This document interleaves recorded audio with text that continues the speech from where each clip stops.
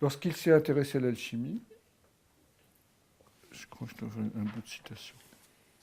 Au début, il n'y comprenait goutte et ne s'expliquait pas où pouvaient bien conduire ces étranges textes anciens.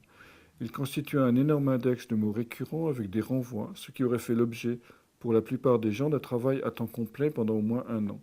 Jung l'accomplit en glanant quelques moments de liberté après 8 ou 9 heures de travail analytique quotidien.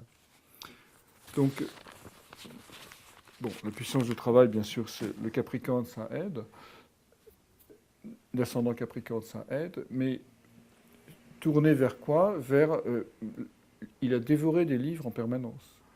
Et il a fait un grand dictionnaire alchimique avec tous ces systèmes de renvoi pour comprendre comment ça fonctionnait.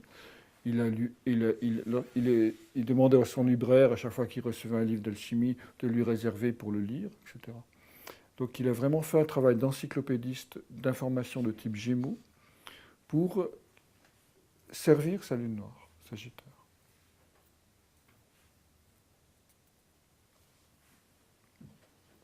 Maison 5 en plus. Je voudrais ici souligner l'ambiguïté,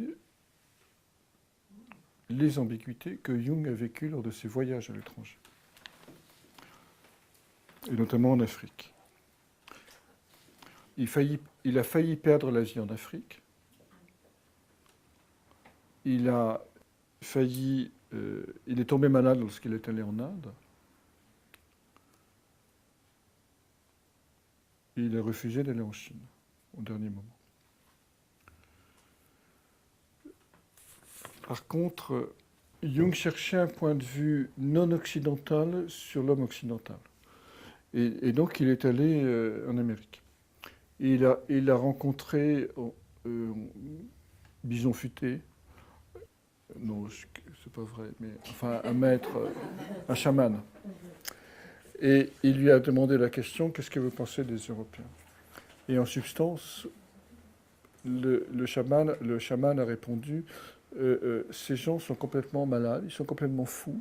D'abord, ils pensent avec leur tête, et ensuite, vous voyez bien qu'ils sont fous. Ils ont des lèvres minces, ils sont toujours occupés à une activité, on se demande où ils vont. Enfin bref, ils ont l'air complètement délirants. Et Jung lui demande, mais pourquoi, avec quoi vous pensez, vous? Et le chaman a répondu, nous pensons avec notre cœur, qui est effectivement, dans toutes les traditions, le siège de l'intelligence. Donc, il semble que ça ait beaucoup aidé Jung dans ses travaux pour la suite. Donc, parce qu'il est allé à l'étranger, il a alimenté sa quête lune noire, sa quête de sens. Mais en même temps, avec l'ambiguïté que ça représente, c'est-à-dire risque de mort à chaque fois. Le maître de la lune noire en 9. De la lune noire Sagittaire en 9.